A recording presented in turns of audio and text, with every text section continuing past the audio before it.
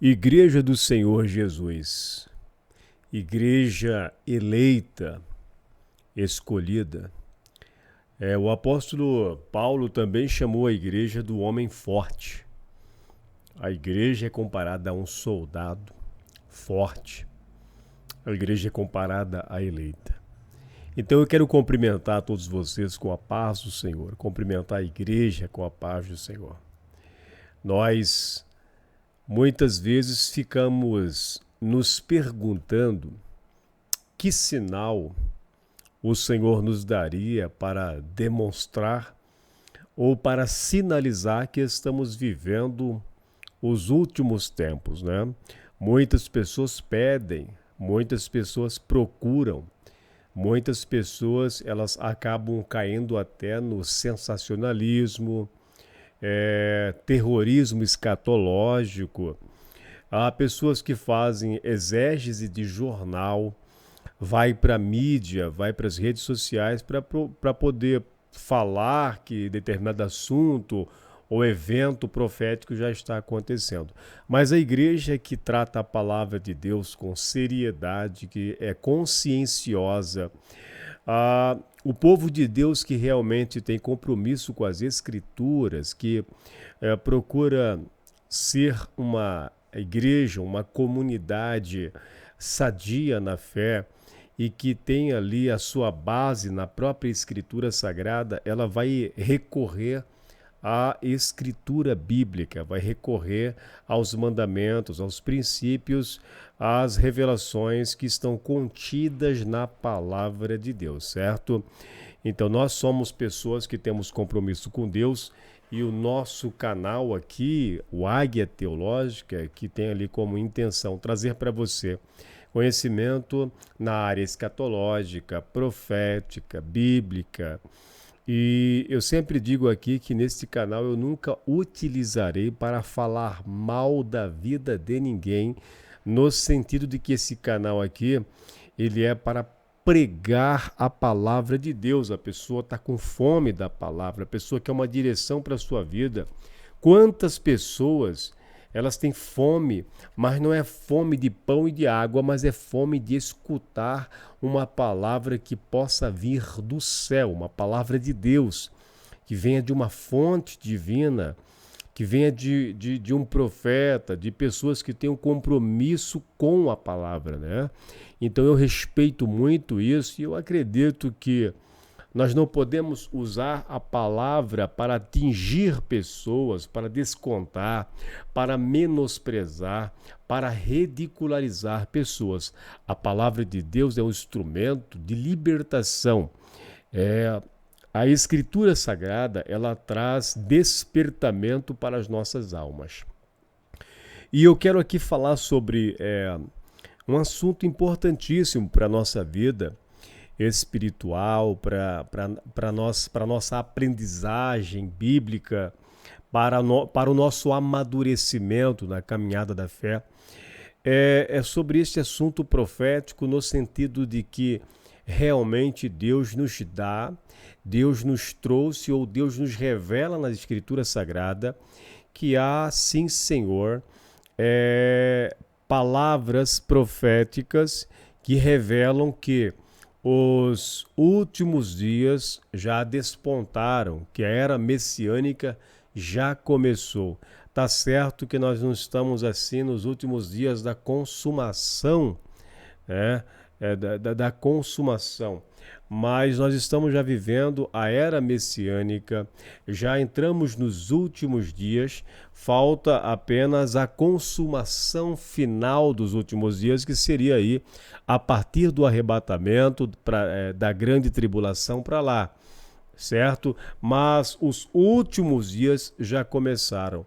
E qual é a revelação profética que declara que os últimos dias já despontaram, que os últimos dias já começaram? Lembrando que para o povo judeu, para os israelitas, os últimos dias é diferente para nós. Como é que a cabeça do judeu, qual era o pensamento do israelita concernente aos últimos dias. Quando se falava no Antigo Testamento de últimos dias para um judeu, para uma pessoa que era israelita, eles entendiam os últimos dias como a era messiânica em que o seu Messias apareceria, faria parte do cenário mundial, certo? Então, quando se fala de últimos dias, na cabeça de um judeu para um israelita, ele entende que está ali falando-se sobre a era messiânica. Então, para os judeus, é claro que últimos dias é a consumação dos séculos, é um momento ali em que, que aparece o Messias, o Cristo ungido. Então a cabeça de um judeu funciona assim. Mas e para a igreja, o que significa os últimos dias, né? Existem vários termos, várias palavras mencionadas no Novo Testamento e no Antigo Testamento que se referem ao período dos últimos dias, últimos tempos, últimas horas, que engloba ali o arrebatamento, o milênio, a grande tribulação. Mas quando a gente abre as Escrituras Sagradas e observa o sermão de Pedro, é chamado de discurso pneuma, quando ali em Atos, capítulo de número 2, acontece ali o cumprimento, acontece um cumprimento parcial. Veja bem, não está ali na sua totalidade. Acontece em Atos capítulo 2, no dia de Pentecostes, acontece ali o derramamento do Espírito Santo, acontece ali o cumprimento da promessa do dom do Pai, do poder do alto, aquela promessa que sempre Jesus Cristo estava mencionando quando ele vivia ali com os seus discípulos, né? Falando do poder, falando do dom do alto, falando ali do batismo com o Espírito Santo. João Batista disse, né, eu vos batizo com água para o arrependimento, mas vai vir um que é mais poderoso do que eu, do qual não sou digno de carregar a sandália dos seus pés. Ele vos batizará com o Espírito Santo e com fogo. Então Jesus também já tinha falado da promessa do Pai e que ele também tinha dito. E em Atos capítulo 2, depois de uma longa espera de 10 dias, eles estavam ali orando, suplicando, eu acredito, jejuando. Haviam ali coisas que tinham consertado. A Bíblia diz em Atos capítulo 1 que eles colocaram no lugar de Judas que se suicidou, um novo discípulo que tinha acompanhado Jesus Cristo desde o começo, que tinha presenciado sua morte, ressurreição.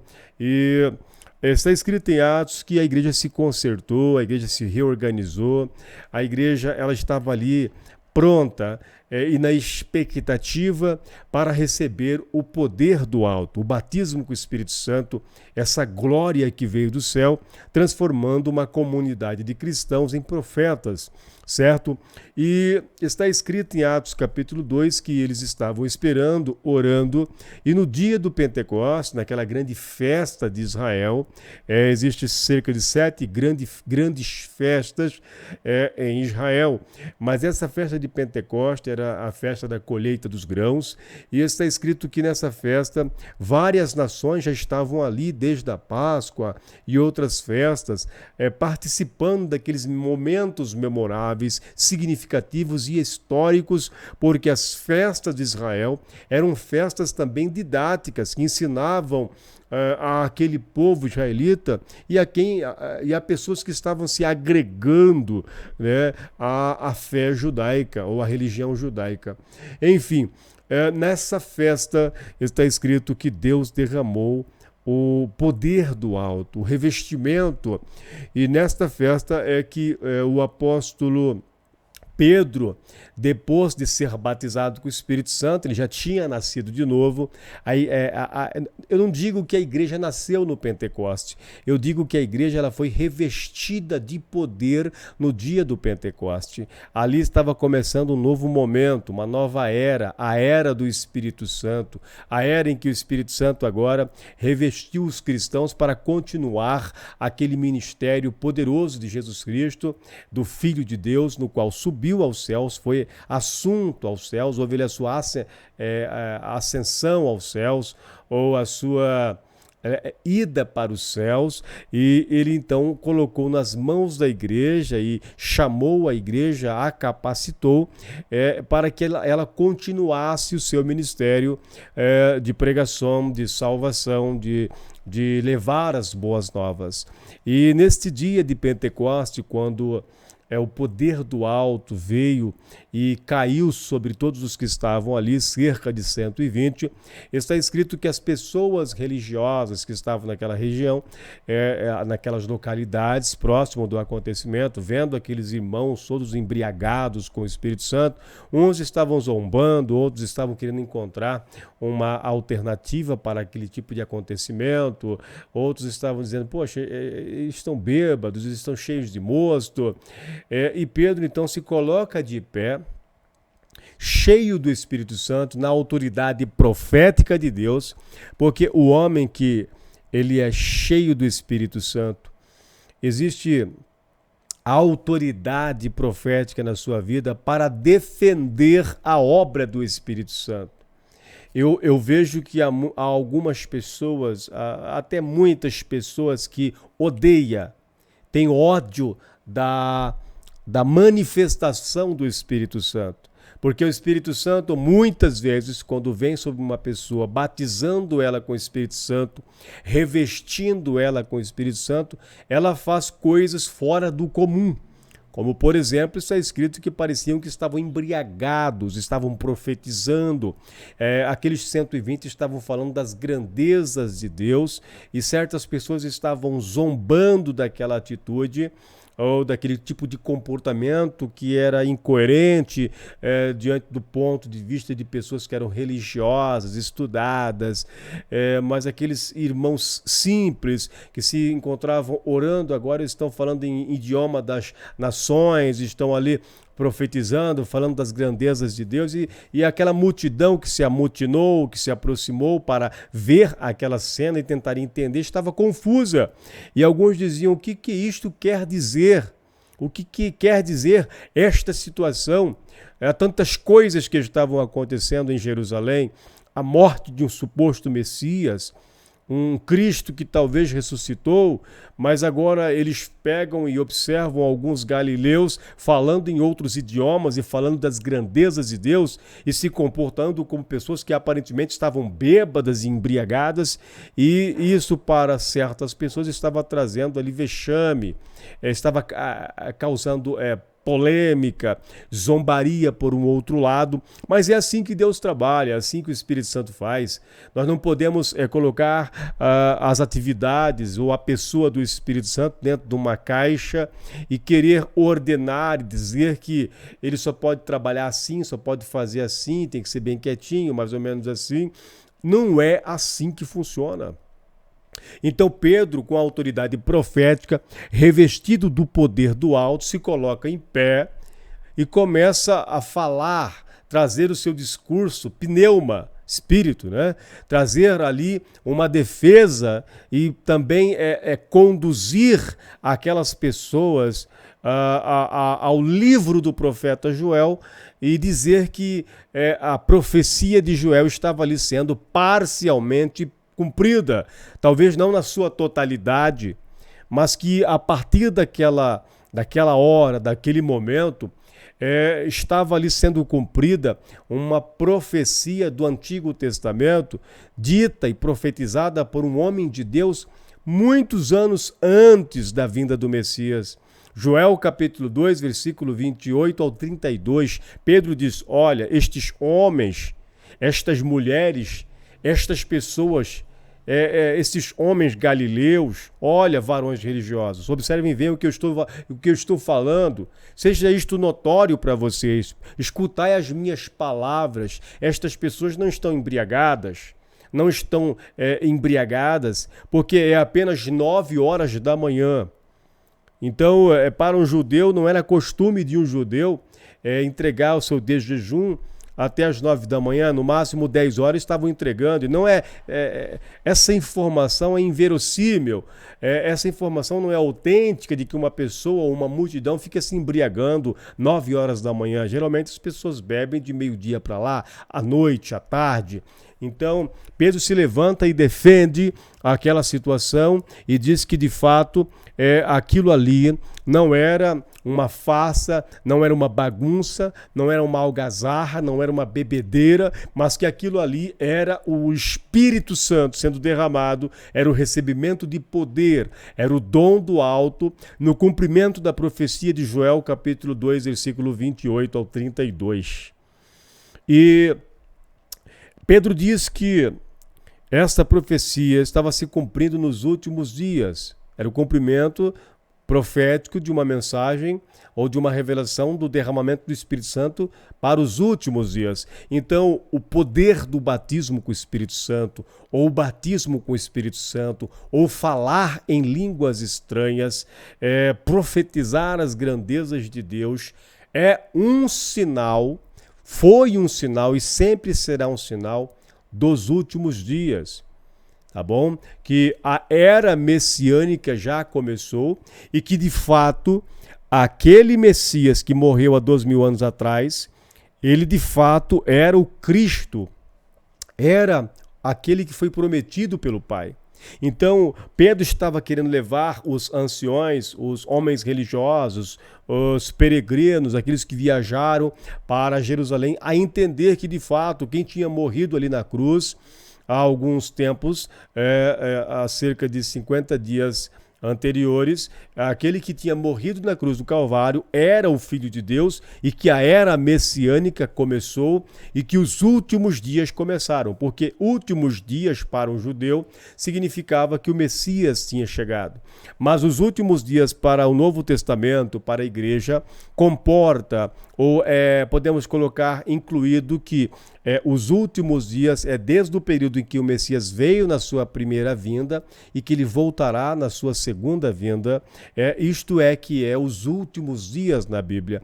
E está escrito que esse derramar do Espírito Santo, cumprindo parcialmente, talvez não na sua totalidade, mas na sua parte inicial, um cumprimento inicial que também se concretizará a partir da grande tribulação. Vai ter pessoas que vai ser cheias do Espírito Santo, até mesmo eu acredito que até mesmo no milênio o Espírito Santo será derramado de uma forma gloriosa. Então, a Bíblia, ela diz, meus amados irmãos, que Joel, capítulo 2, versículo 28, estava ali se cumprindo.